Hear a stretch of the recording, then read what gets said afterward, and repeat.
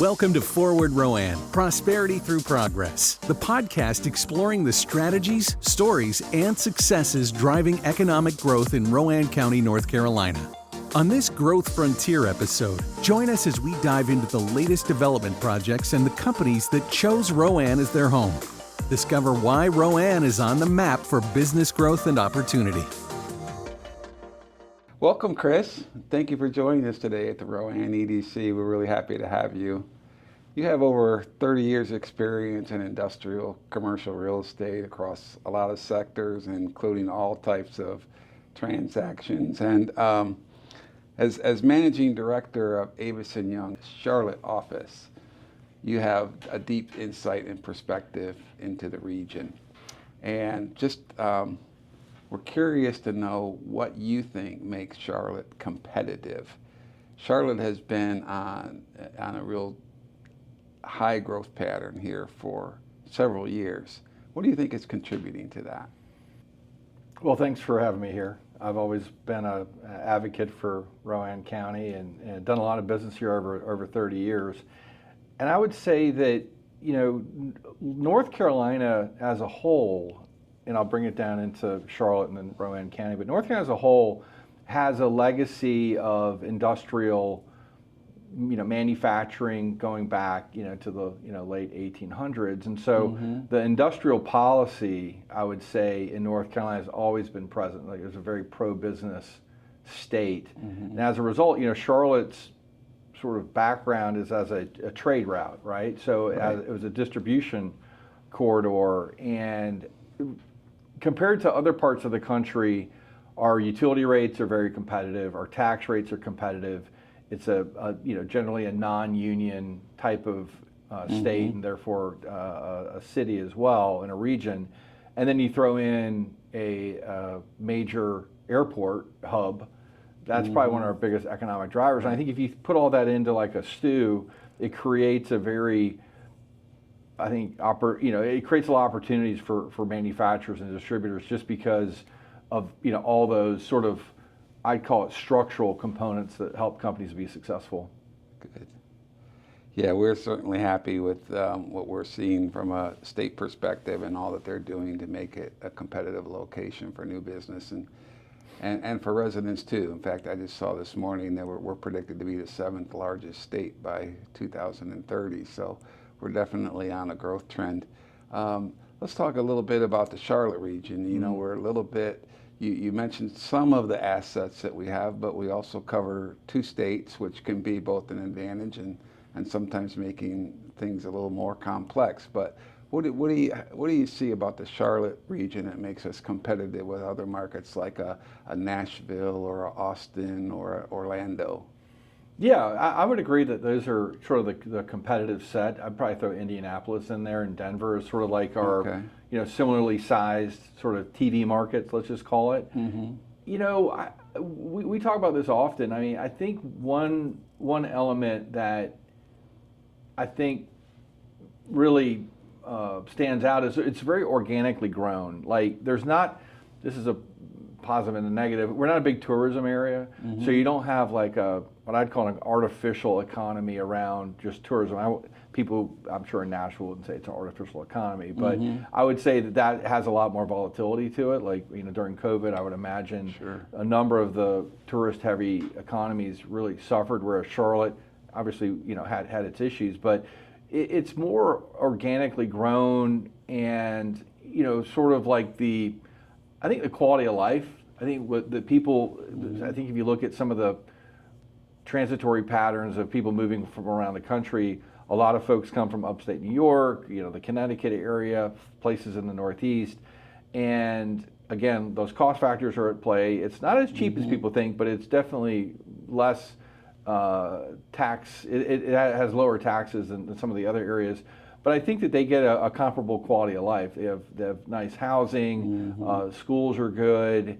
That's sort of like, again, like I talked about, those structural foundational levels that really attract people to the area. And then I think just from a business standpoint, I think generally speaking, the labor rates and labor availability and the labor quality are really high, and that's a big component of what brings company or makes, I think for Macy's, that was one of their biggest attractors to trying to grow from Rowan County was the availability of affordable and trainable labor. So I just think, Austin's has its own high tech sort of focus in Texas, and it's a state capital. Nashville's got the music scene and the tourism. So those are really different kind of, they have different attributes than what we have. And in some ways, I always tell people, I moved to Charlotte in 1993 from Atlanta, and I always said Charlotte's kind of boring, but sometimes boring's good. Boring is a good, boring sometimes a good place to raise a family, right? So you've got you're really close to the coast. 3 hours from Charleston or the beaches of North Carolina. You can get to the mountains in about 2 hours. So you really are a good. I always say it's a good launching pad to go to other places. And I'm not saying that Charlotte's not a great place to live, because I've lived there for 30 plus years and I've really enjoyed it. It's just that it may not have like the sizzle of a Nashville or an Austin, but it's certainly a very steady growing kind of community. Yeah, we like that too. You mentioned Rowan County and you mentioned Macy's. Over the past several years, we like to characterize our growth in the region as coming from one of the laggards in the region to now one of the leaders in growth. What do you think has differentiated Rowan County over the past few years that has contributed to our growth? Well, I think it's just timing. I think ultimately markets identify where there's opportunity. And I think what was untapped here that other counties will continue to struggle with a little bit is the availability of land. When 45 got completed, surprisingly, it was only completed back in, I think, 2015 or 16, that really opened up Cabarrus County. And so you saw an initial industrial development wave happen in southern Cabarrus County. Well, now with their sewer issues, so they have a lack of sewer capacity. So folks that want to be on that northeast side of Charlotte and on 85, that the next logical place to come to was Rowan County. And the 85 corridor is widely recognized in the industry and really throughout the country as being just a major commercial artery, going from Montgomery, Alabama, all the way up to Richmond, Virginia. And along that, you've got Atlanta, then you've got Greenville-Spartanburg with BMW, Charlotte, the Triad, and then Raleigh-Durham. And so from an industrial development perspective, we just sort of say it's the place you want to be, just because it just makes so much sense from a logistics standpoint. And I think that Rowan, other than, like if you were to compare it to Gaston, so Gaston and Rowan, fairly similar, or maybe I'd say it's more like Cleveland County, because Gaston would be like Cabarrus because it really touches the 45 Beltway. And I think you have more advantages than maybe Cleveland County, just because even though you're not on the Atlanta side of Charlotte, you are, if you look at where population growth is, I think there's more population density from here probably to Raleigh than you would from maybe Gastonia to the northern parts of Spartanburg, just because it's just Davidson's a little rural north of you, but it's not, you're not that far from a lot of population just north of you. And so I think it's a combination of 85 corridor, land availability, you're wedged between a couple of pretty good sized economies, and you kind of fit right in between nicely. Good. So we have land, labor, and logistics going for us here in Rowan County. That's great. Yeah. And it's certainly benefited us. We've taken advantage of that. Let's talk about the role of organizations like the Rowan EDC a little bit. How do they contribute to the growth and helping you do your job? I think I would expand that to county commissioners and also city council members. We have a lot of visibility over a long period of time of working with different communities, and we're politically agnostic. Like, in terms of, we just want to do business, and I think it's about job growth and capital investment growth. So when you take the politics out of it, which is, I know, hard to do, what you want to think about is, like, what is the vision for the community? Like, what do you want to be? And then does that align with what your attributes are. A lot of times we see a misalignment where a community might say, well, we want an insert, the next hot thing. Like, a few years ago it was, hey, we want biotech, right? Yeah. And it was sort of like, well, do you have the trainable workers? Do you have the infrastructure? Do you have the things that you need? And you go down the list, and some of the communities really didn't. But if you had a city council member that read about something, and next thing you know, that's their hot button, and now the community is going in a path that maybe they don't have the resources to really to do that. And I think where we see the most success are when the city council, the county commissioners, and then by design, then the EDCs are all in alignment, right? So when there's an alignment, you see, I think, greater outcomes. And Savannah, from what from outside looking in, like Savannah, not in our area, but Savannah has like some people wonder, like, why does Savannah have an advantage, or why have they had more success than like Charleston as a port? And I think some of it has to do with strategic design, where I think Savannah was very early in attracting some of the steamships that serve retailers like Target and Walmart, Home Depot, groups like that. And so that sort of fed on itself, whereas Charleston was like, hey, look, you know what, we maybe don't want these large retailers, we want manufacturing. So they got Daimler Chrysler, or the Daimler van plant, then they got Boeing, and now Volvo. So they've gone sort of in a different direction. So if you look at it from a TEU perspective, like the TEU race, the TEU race is being won by Savannah. Well, that's because they kind of invested in a different area, but the Georgia Port Authority, the Georgia Department of Trade and Tourism, they all had a very unified sort of strategy. And I think for a while, Charleston wasn't sure, okay, do we want to compete in that realm, or do we want to compete in manufacturing? And that's just an example of what I see really around the region. Still, I think there's some communities that maybe don't have a unified strategy, and they end up kind of going in odd directions. And I think the way that I think your question is about how do the economic development corporations and groups work with the industry is that they have sites that they've developed. They've got industrial parks. They have good relationships with their community colleges and their technical schools to help the trainable labor to get the labor availability.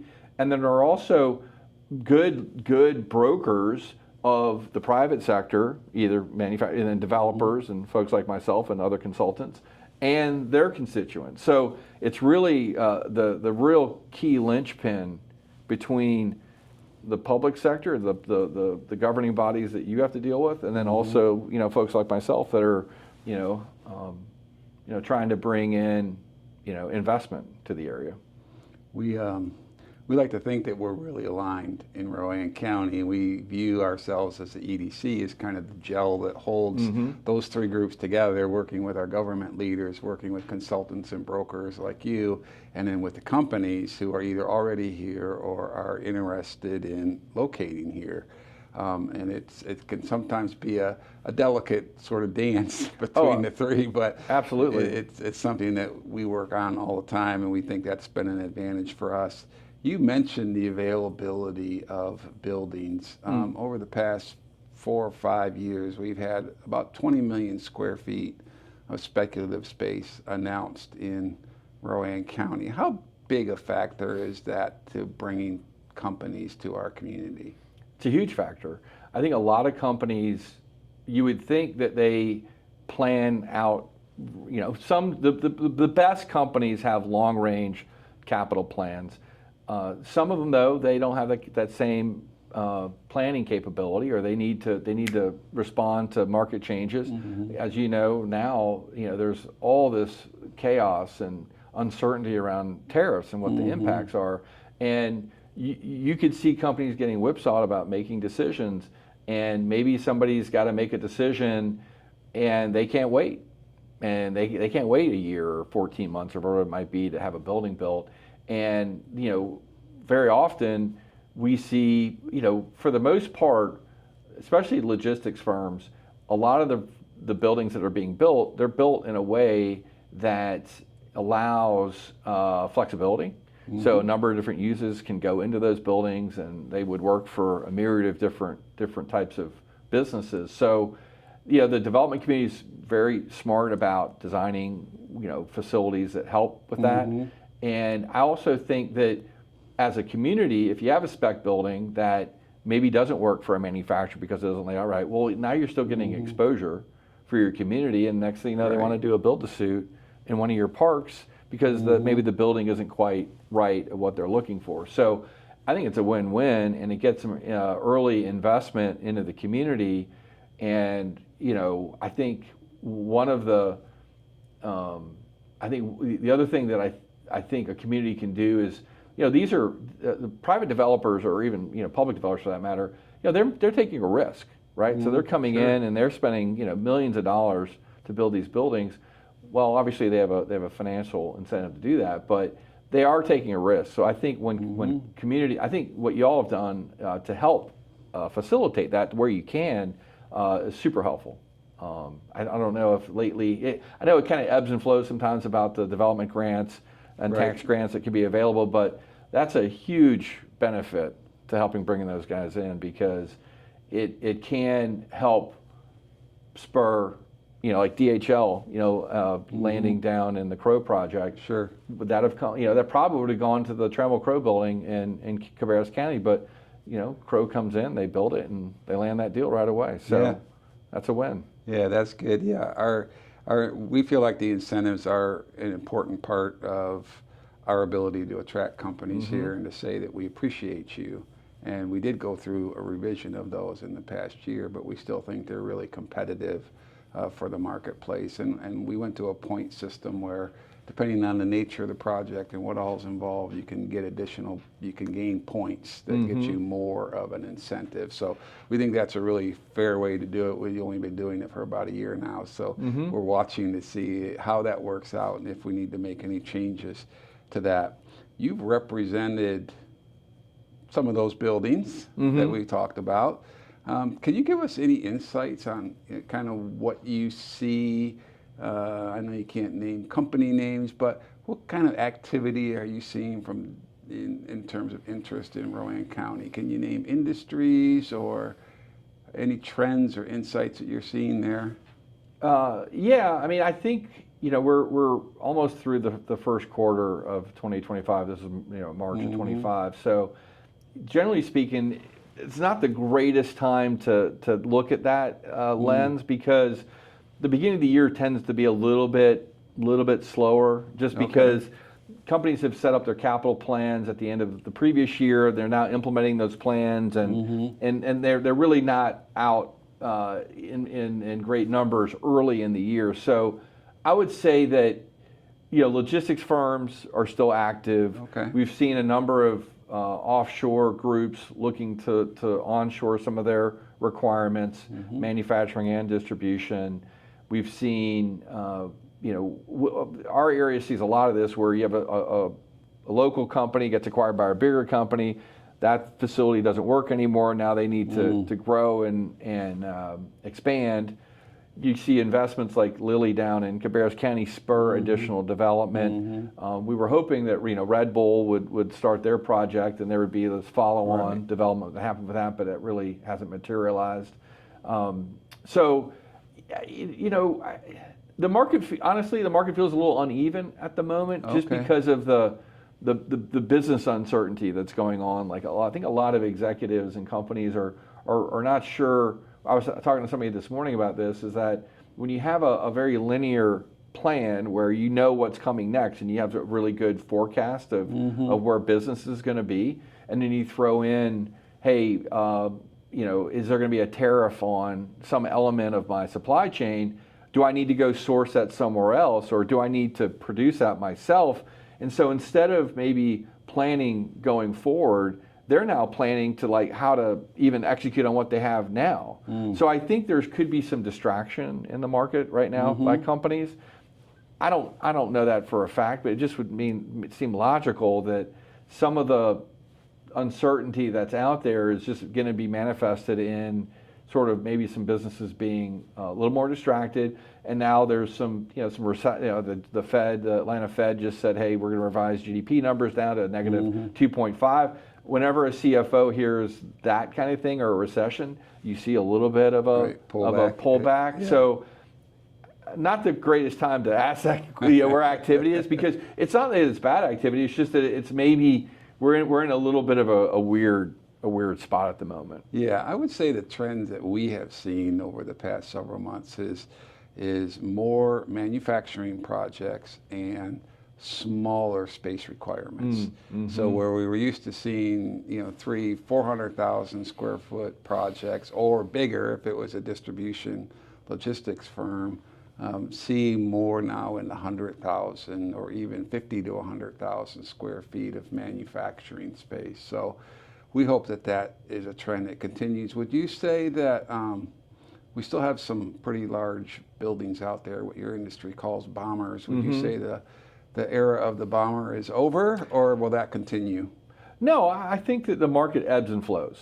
And in fact, prior to the election, most of our activity, I would agree with you, the majority of our activity that we saw throughout our leasing portfolio that we handle for our clients, we saw a lot of activity in that sort of that 40 to 60,000 square foot range, or a sub 100,000 square foot range. Post-election, we saw a number of large projects get landed, 250,000 square feet here, 300 there. Our team leased 690,000 square feet down in Rock Hill at the end of November, early December. So it swings across the spectrum. And I would say that I've always, if you look over time, industrial buildings have tended to get bigger. Most companies are, it's a scale business, meaning the greatest economies of scale usually can drive down the cost of production.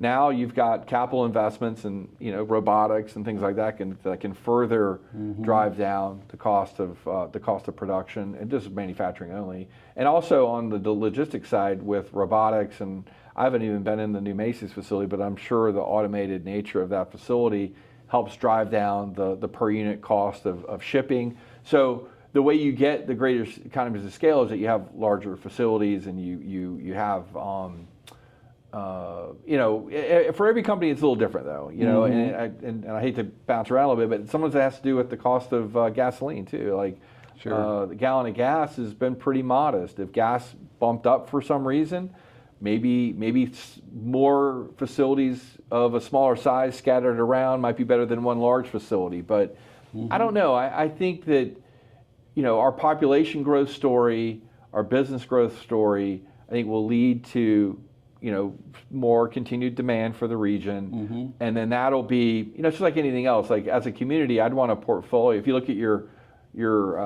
inventory of property that you have to offer to companies, I would probably want a nice diversification. Hey, I got a 1,000,000 footer here, I got a 500,000, I got a 300, I got a couple of 50s, I've got some like what Tectonic's doing at Rusher Farms. Hey, I got a bigger building I can divide up into smaller. I mean, having like a whole litany of or range of sizing, and I've got land sites if you want to do 150 acres, if you want 5 acres. I think if I had that as a community, I mean, what more could you ask for? I mean, that's kind of like what you want. You see every deal. It's been a long time for us to get to that point. I remember when the county got the first developer to come in and build the first spec building, and that really was to get the tire kickers here and get interest in the community.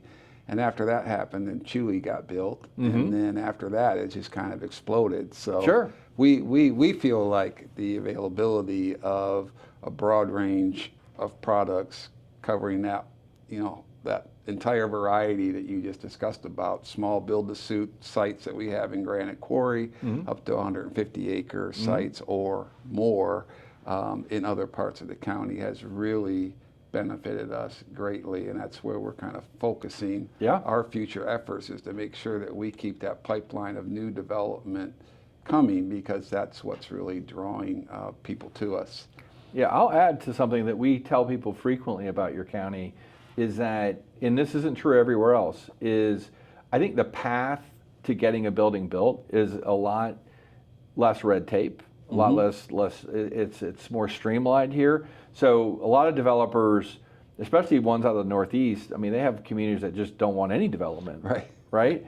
So I think it's really refreshing for your community to be able to at least, hey, you know what, here's a very quick path to getting a building permit or a site permit, whatever it might be, and there's other communities in the Charlotte region that aren't as easy to deal with on that. So I think the fact that when people say they're pro-business, well, we'll prove it, right? You know, you're pro-business by having this process being very easy to work with, not difficult. So I think you guys do a great job of that. Well, good. Our commissioners will be happy to hear that because they've well, it's true. They've implemented several years ago a 7-day guarantee on building permit approvals and reviews, That's fantastic. which is unheard of. Absolutely. And, they even have a 24-hour option if you want to pay $2,500 for that. If you need it, they can do it for you pretty inexpensively. So we do feel that we are a very pro-business community, and that's one of the ways that we support our claims. When you talk about inventory, and I look at the bigger picture of the Charlotte region, and I look at 14 different counties who all offer something different, right? Down to uptown Charlotte is going to be where the fintech companies and office and HQ projects go. We know that we're never going to be that type of community, at least for not a long time to come. And we know that where our advantages lie are in some of the things that you mentioned, our logistics, our labor, the availability of land for larger projects, which a Mecklenburg County can't do. And then you have other communities around us, all the way from Catawba down into counties in South Carolina that give a person like you a lot of variety when you're working with your clients to be able to bring them to the region. And we're wholly committed to the growth of the region, but obviously we want as much of that as possible to come to Rowan County. So I wanted to ask you, just in terms of as we go forward as a county, what advice would you give us to keep that momentum going? I think it goes back to what I said earlier around alignment. I think just having, and not you guys can affect who gets on your councils or commissioners, but when I see problems, it's like there could be like one outlier that's just causing problems. And it's just not in alignment with what everyone, they're like swimming against the tide, and who knows why. And I can speak of one specific county, or I'm thinking of one specific county, and you're like, oh, this is just not helpful, of how they're looking at something. And I think that, like, when I was driving around town coming up here, I mean, I think your town, Salisbury's got a lot going for it. Sometimes when I see like really quaint, like nice downtowns, but there's some empty storefronts, right? There needs to, sometimes I think about like a catalyst. Like there needs to be some catalyst to get things moving again, and I don't know what that is, right? That's a whole nother purview of like where. One thing that's interesting about our region, unlike in Atlanta for that matter, is you have a very defined commuting pattern in Charlotte. It's in and out, right? So you come into Charlotte, you go out in the evenings, and there's not a lot of, other than Ballantyne on the south side and a little bit in Fort Mill, we don't have these northeastern or western or northern a little bit by the lake, I guess. You don't have an office. There's no like city center or office center northeast of Charlotte. And I'm not saying you need one, because the office market's a whole nother challenge at the moment. But I could see, the community just keep, I think that when you have slow, steady growth, and you get some communities look, are we focused on labor or like getting jobs created? Or are we focused on capital investment? If you look at Catawba County, they've done a really good job, I think, in really focusing on capital investment. Jobs will kind of take care of themselves. People will find jobs. The capital investment, where you've got 3 Microsoft data centers going in, you have all the Alcatel or the old legacy Alcatels and the Corning cables and all these heavy capital investment facilities that really can help drive to tax base. And when you have an expanded tax base, that then gives you ability to invest in more schools, invest in training centers, invest in other cultural things that maybe you want to do to elevate the community. And so I think I'd be thinking about that kind of thing. How can I know there's been some data center poking around here, and I I'd heard something about the Red Rocks project up on Long Ferry, maybe having a data center component. Those are great capital investment. Kind of pushes into the they really elevate the tax base. So it's balancing the two. Like you still want to focus on good quality jobs, but you still want to attract logistics jobs, because those are helping folks that may not have the skill level to go in the other directions. And I think having everyone in alignment with where that would need to be, and having a diversification of industry and companies, I think over a long period of time, you'll turn around in 10 years and you'll see a completely kind of, I don't want to say improved, but a different and enhanced community, perhaps. Yeah, our strategy in the past has been that we wanted to attract jobs that would permit people to enter at any point on the career ladder. So if they're just starting out and maybe have some basic skills and need to be go into one where they can acquire higher skills and thus higher wages, those are important, especially when we were a community that had a lot of high poverty at one time, which is now going down. So we need to be able to address that by having jobs that are available to people that may not have a lot of skills or background in that industry. Right. But we also want to be able to, for mid-level and higher jobs too, for those to be available to our residents as well. So we're trying to cover the whole spectrum. And in recent years, because of labor shortages and the difficulty of attracting talent, we're, as the EDC, we're talking to our communities about exactly what you're saying, is maybe now, instead of focusing on jobs, you should be focusing on capital investment. That's where you get your revenues to drive the improvements that you want to make to your community. So let's look at that. Let's incentivize the capital investment at least as much as we do the jobs. For sure. And so anyway, I think that's where we're going to go, and hopefully, with the data center project or others. I mean, the Macy's thing was $700 million. It's a huge investment. It's a crazy amount of money, and the technology in there is spectacular. Okay, so before we wrap up, is there anything that I missed that you wanted to talk about today or comment on? No. Okay. I think I covered it. All right. Well, very good. Well, thank you for sharing your insights today. If somebody wanted to get a hold of you, how would they get a hold of you, Chris? Well, you can just Google Chris Skibinski. I might be one of the only Skibinskis in the whole state. Might be the only one in Charlotte other than my family. So, you can reach me, or just Google my name, Avison Young, Chris Skibinski, Charlotte. Pretty easy to find. Right, we got you. All right, we'll do that. Well, thank you again for joining us today. We really appreciate it, Chris. All right. Sounds good. Thank you. Thank you for tuning in to Forward Rowan, Prosperity Through Progress. Be sure to follow Rowan EDC on LinkedIn for the latest updates on project announcements, expansions, workforce initiatives, job fairs, and more. To learn more about the Rowan EDC and our services, visit rowanedc.com. And for insights into our Forward Rowan goals, visit forwardrowan.com. Together, we're building a stronger, more prosperous Rowan County, one step at a time.